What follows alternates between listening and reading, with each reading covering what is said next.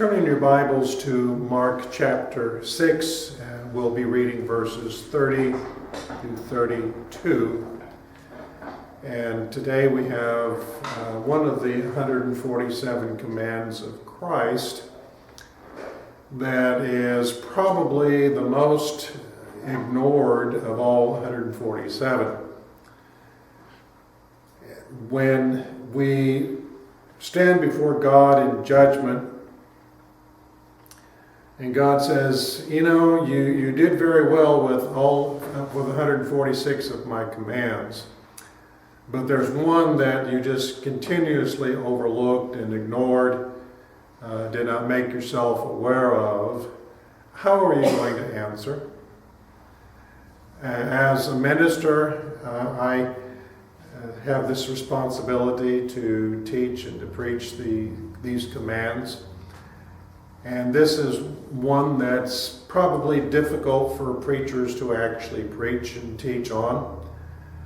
But if I didn't, how would I answer the Lord at judgment if I neglected to bring this command, if I just overlooked it and just didn't do it?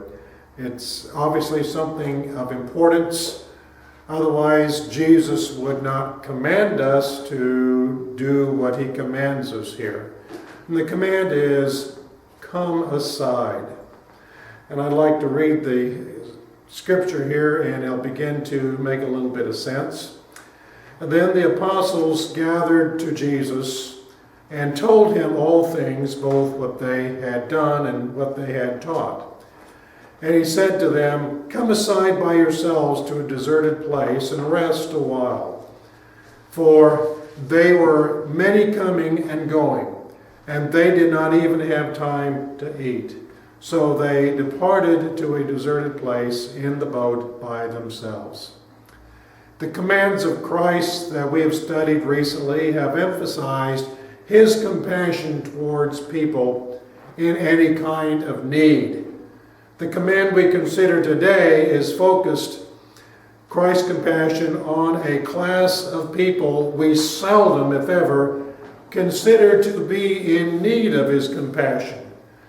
And that class of people is gospel workers. They need the compassion of Jesus just as much as the people to whom they minister. People in the pews have a tendency to think that their ministers and other gospel workers are invincible. In other words, they think they have an unusual grace from God and nothing ever bothers them. Misconception there. They have an unusual stamina and can just keep on going. Nothing ever tires them or wears them down. Sometimes they think of their ministers and other gospel workers as the Energizer Bunny. Remember him? Commercials, just to look around with the drum and just never ran down. And they think, the preacher just never runs down. God just calls people who are supernaturally strong, and they just have all this grace and nothing ever bothers them. Just big misconception. Most people in the pews have no real idea of how much people in ministry really do. I remember when I was called to pastor the church in Rich Hill, Missouri. I was working at the FAA credit union there in Oklahoma City. And when I announced that I was going to be leaving, one of my good friends, he was being funny, but he said, you're going to change your work schedule, 1 day on, 6 days off. and he was being silly, but sometimes that's just the conception that people have. Well, the preacher only works 1 day a week, works on Sunday, and he's off Monday through Saturday. What a job. How can I get a job like that? People usually are not aware that what ministers are doing during the other 6 days of the week. It may appear that a minister is the master of his own time, but the truth is he's on duty 24/7. That's the expression that has come into use, meaning 24 hours a day, 7 days a week. The phone rings at 3 o'clock in the morning. You have to wake up answer the phone as if you've been sitting there waiting for the phone to ring. You don't want people to think that they've disturbed you or something like that.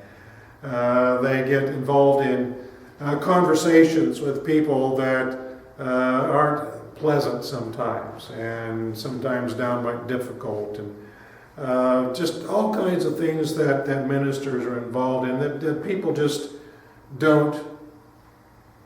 not aware of what goes on. A Reverend Piers Harris wrote in an article in a 1986 issue of Ministry International Journal. He wrote, "The modern preacher has to make as many visits as a country doctor, shake as many hands as a politician, prepare as many briefs as a lawyer, and see as many people as a specialist. He has to be as good an executive as the president of a university, as good a financier as a bank president, and in the midst of it all, he has to be so good a diplomat that he can umpire a baseball game between the Knights of Columbus and the Ku Klux Klan." That's pretty good if you can do that.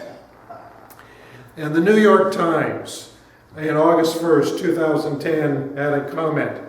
"Members of the clergy now suffer from obesity, hypertension, and depression at rates higher than most Americans. In the last decade, their use of antidepressants has risen, while their life expectancy has fallen. Many would change jobs if they could." That's a secular newspaper commenting on the stress that ministers have that people are just totally not aware of. I'd like to read to you some scary statistics. And this is real stuff. This isn't just something that I made up. Now, I'm going to start with the smallest statistic and work towards the highest statistic. 13% of active pastors are divorced. If you think about it, that's pretty bad. 13% of active pastors are divorced. 23% have been fired or pressured to resign at least once in their careers. That's almost a fourth of all ministers have either been fired or pressured to resign from a church. 25% don't know where to turn when they have a family or personal conflict or issue. Just think about that. In the congregation, when people have a family or personal conflict or issue, where do they turn? Pastor. To the pastor. When that happens in the pastor's family, where does the pastor turn to? Oh, that just doesn't happen in pastors' families. Yes, it does. And the statistics say that at least 25% of pastors just don't really know where to go when that happens. That's hard. That's frustrating. Would you like to labor under that kind of a pressure? 25% of pastors' wives see their husband's work schedule as a source of conflict. Spend more time up at the church than you do with me. Spend more time visiting, seeing other people than you spend with me. Source of conflict. 25% of the time.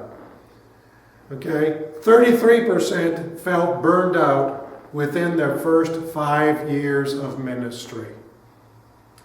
33% say that being in ministry is an outright hazard to their family.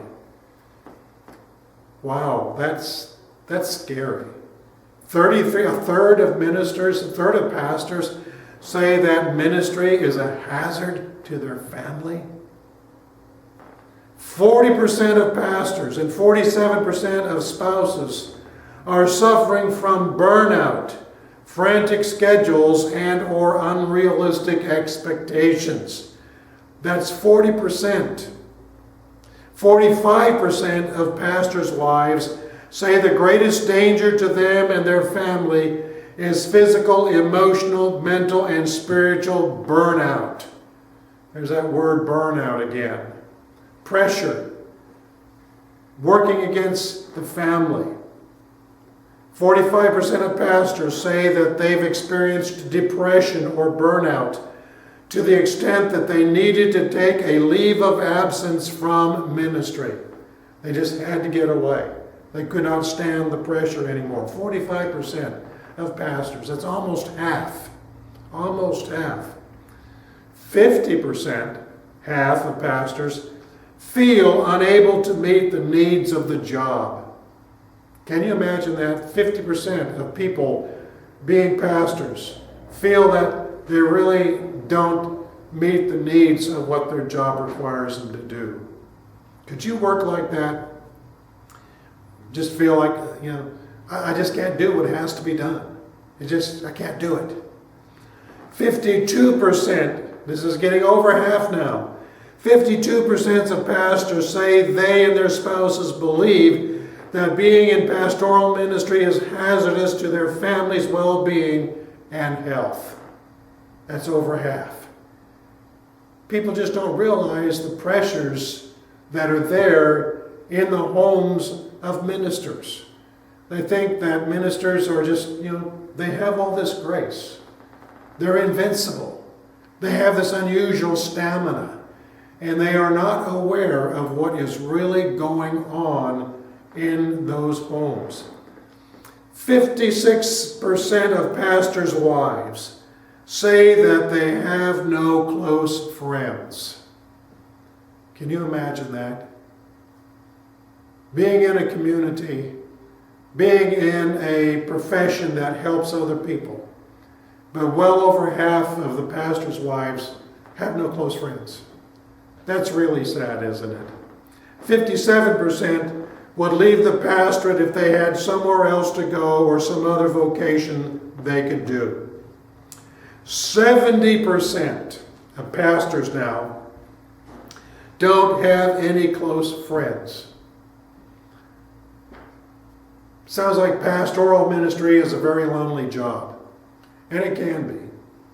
Because, in pastoral ministry, one thing you don't want to do is show favoritism to the people in your congregations, because that creates problems.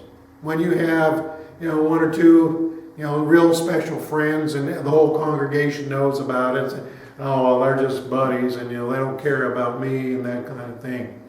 And pastors get put in a position where they find it difficult to have close friends, even among the people that they minister to. 75%, 3/4, report severe stress causing anguish, worry, bewilderment, anger, depression, fear, and alienation. 75% of pastors feel stress and just are being eaten up on the inside because of the stress of the work that they do. 80% of pastors say they have insufficient time with their spouse. 80% believe that pastoral ministry affects their families negatively. 80% of the pastors believe that their ministry affects their families in a negative way. 90%, we're getting close to 100% now. 90% feel unqualified or poorly prepared for ministry. When they felt the call into the ministry, they prepared themselves. They went to Bible school, whatever they did to become prepared. But when they got into the work, they found out that Bible school didn't teach them everything that they need to know. And that the job has a lot more to it than they ever expected it to do. 90% of pastors work more than 50 hours a week. Okay? 94% feel under pressure to have a perfect family. Well, I tell you what, if you would ever hear preachers talk among themselves, this is just something that is a real pressure to them, because their families are usually held to a much higher standard than other families in a congregation. And let me tell you, preachers' kids are just kids. And they get in trouble. They do good things. They smart off sometimes when they shouldn't.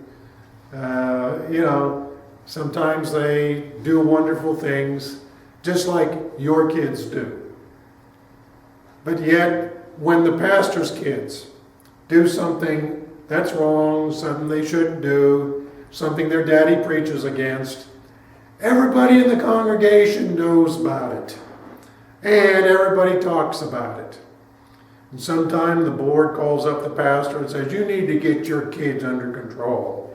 And the pastor's thinking, you need to get your kids under control. So there's a lot of stress involved in ministry. This last one, you may not believe it, but I've heard this several times in reports over the radio and in articles that I've read. Are you ready for this one? 1,500 pastors. Okay, you got that? 1,500 pastors leave their ministries each month due to burnout, conflict, or moral failure.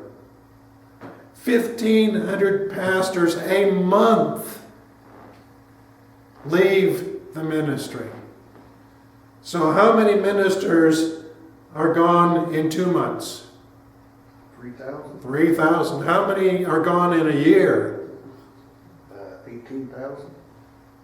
Where do you get preachers to fill the place of those? A while back, I heard something. One denomination in Oklahoma had 450 churches that were not being served by a pastor. And it's a major evangelical denomination that you think could call pastors and send them to these towns.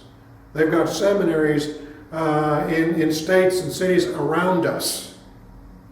Yet 450 of their churches are without pastors, or were without pastors when I heard that several years ago. So these are scary statistics. In our lesson today, we see Jesus' disciples. They have just returned to Jesus in Capernaum. And you will recall that he had sent them out on a missionary trip. Sent them 2 by 2 to go out and do some visitation work. And they now came back to him. And they were trying to give their reports to Jesus.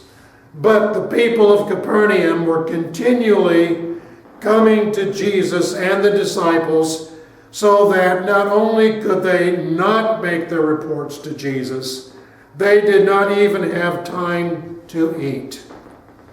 Now that's pressure. When Jesus and his disciples were so busy ministering to people, they did not have time to sit down and eat a meal. Jesus, in our lesson today, does the unthinkable. In essence, Jesus says, guys, we need to take a break. The people will have to wait. Come aside. Let's go to a deserted place. In ministry, we usually take the opposite attitude. I can wait. The people's needs are more pressing. But Jesus says, come aside. That's a command that he gives to gospel workers. And keep in mind, gospel workers work in churches.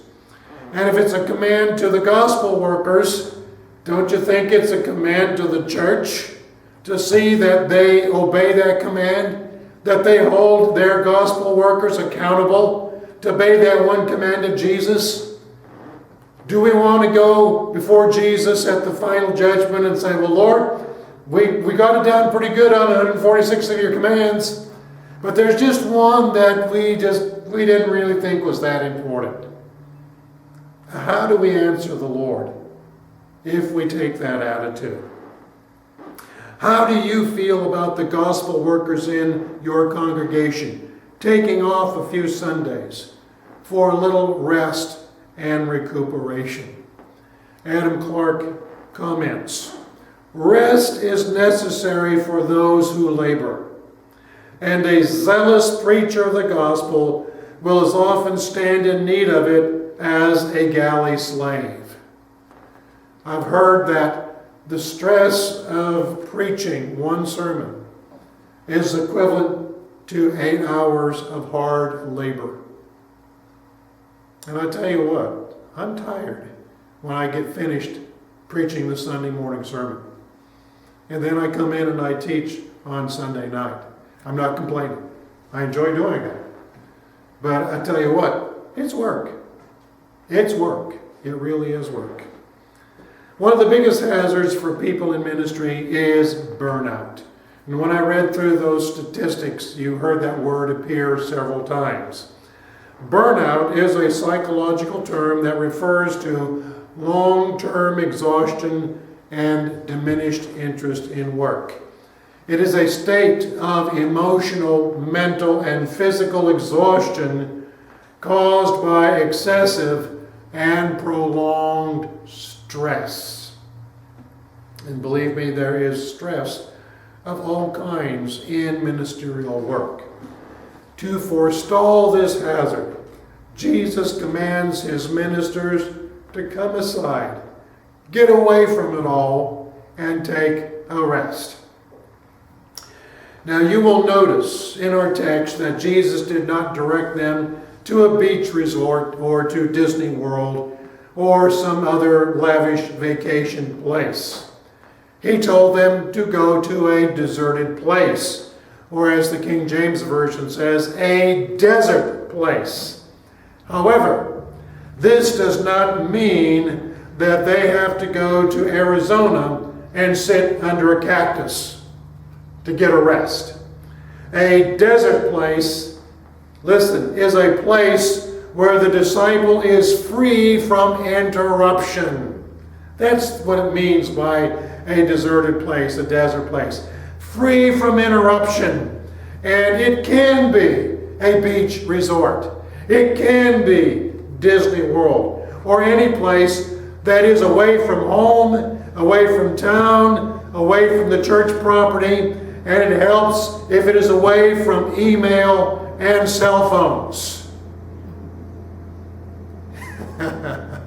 I have seen people working harder over a cell phone than they do sitting in their office and doing their normal work. A church needs to be sure that its pastor and other gospel workers can have time away and be able to rest.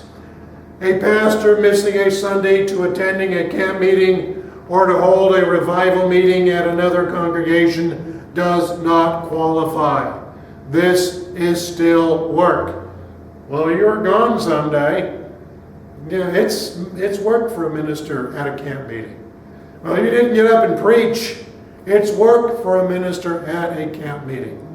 Because there are things going on, conversations and talk and fellowship to build and maintain.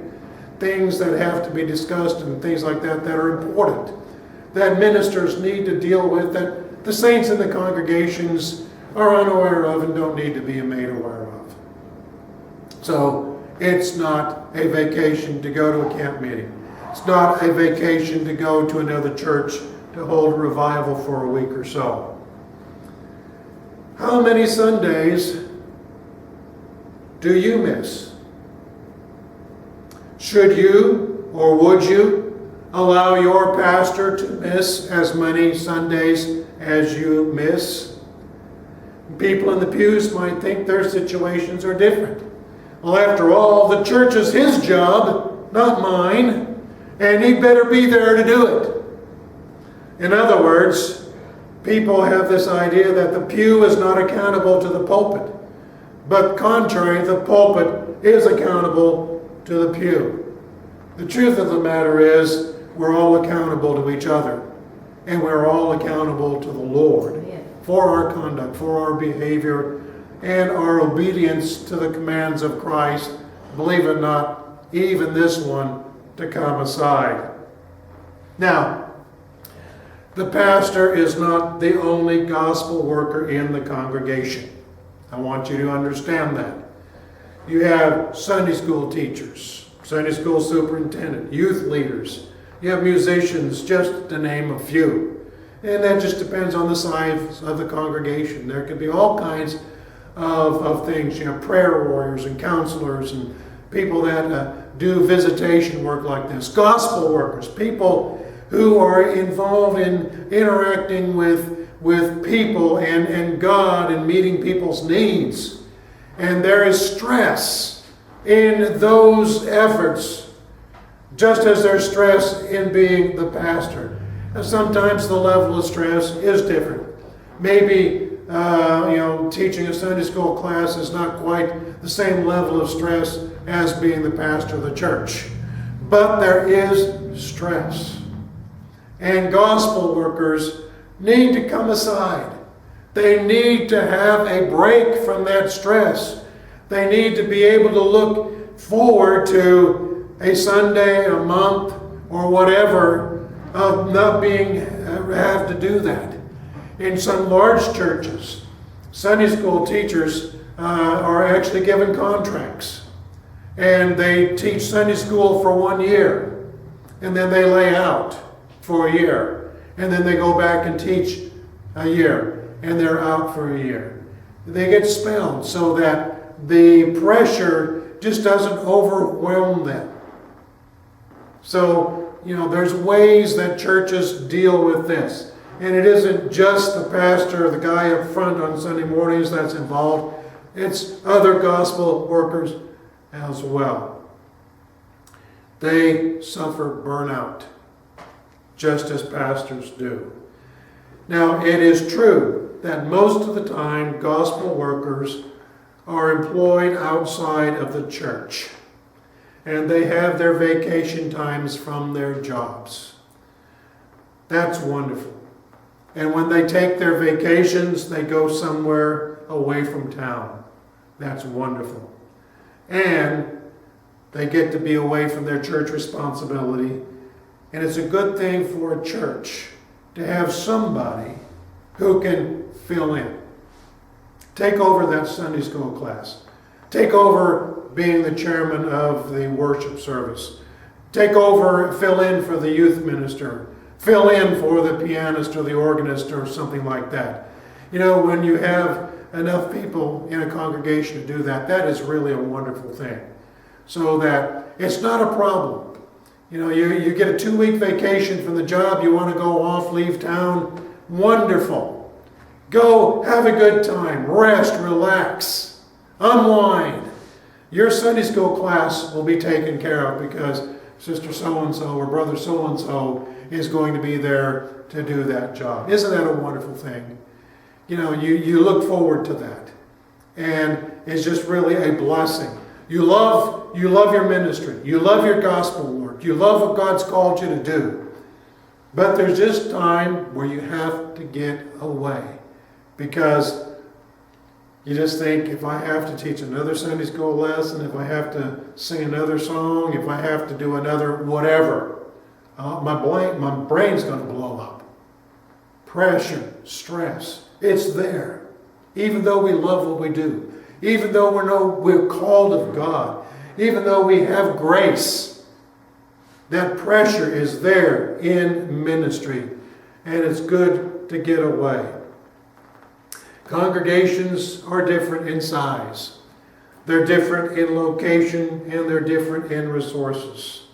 But the command of Jesus for gospel workers to come aside tells them they must do something to protect the well-being of their gospel workers.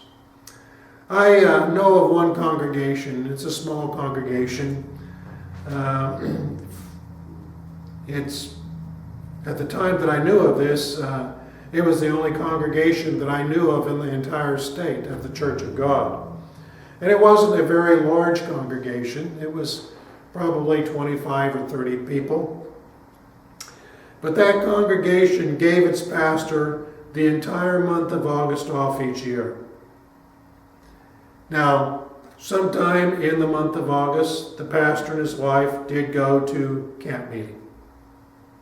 But they also used that time for rest, for a vacation, not in a camp meeting, not going to somebody's revival, just to make a trip and enjoy seeing the mountains or going to the ocean or going back east and seeing the cherry blossoms or something. I don't know what. But that's what that little congregation did for their pastor and his wife. Said, get out of here. Don't come back until September. We'll see you then. That was a blessing.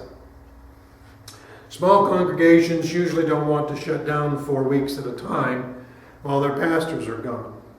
When you're really small, your pastor is, there. And, if the pastor's going to be gone, you're just not going to come in and sit there for an hour and stare at the front of the pulpit. You want somebody up here doing something. Some congregations are blessed in that there's somebody that can fill in for the pastor. Other congregations, they don't have anyone who can fill in for the pastor. Well, you can call another congregation somewhere in the area and say, can you have somebody come down and preach for us for a Sunday or two? And some congregations, like I mentioned, they're the only one in the state. There's nobody around that can come down from Shawnee or someplace like that and fill in for a Sunday. Maybe they have to call somebody from Texas or New Mexico or something, and it's going to cost some travel expense to pay the person's airplane ticket in or buy the gasoline to come in. Maybe they need to be put up in a hotel, have meals. It can cost you. But that's an investment in the health of your church, the health of your ministry. And it's also an opportunity to extend fellowship beyond the church walls and to invite somebody in to minister. So there are more than one way to skin a cat. I think that's an expression. And there's more than one way to obey this command. Now, Jesus does not expect his ministers to be lazy, but he does expect them to take some time away from the constant pressure of ministry to invest in their health, their marriages, and their spiritual well-being. And congregations must take the responsibility to see that their pastors and their gospel workers have the opportunity to come aside.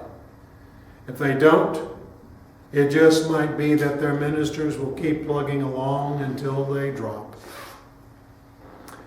When you see that the only time your pastor spends away from the church is to attend a camp meeting, recover from a surgery, or is too sick to come in, it's time to tell him to come aside by yourself to a deserted place and rest a while. Secular jobs give their full-time workers 1 week, 2 weeks, 3 weeks, 4 weeks, some 6 weeks, some 8 weeks of paid vacation a year. If we value the ministers God gives us, shouldn't we do the same? Shouldn't we see that those people who invest their lives in our lives are taken care of and those needs are in fact met? So that's a lesson for us to learn. It wasn't just a suggestion on the part of Jesus, it was a command.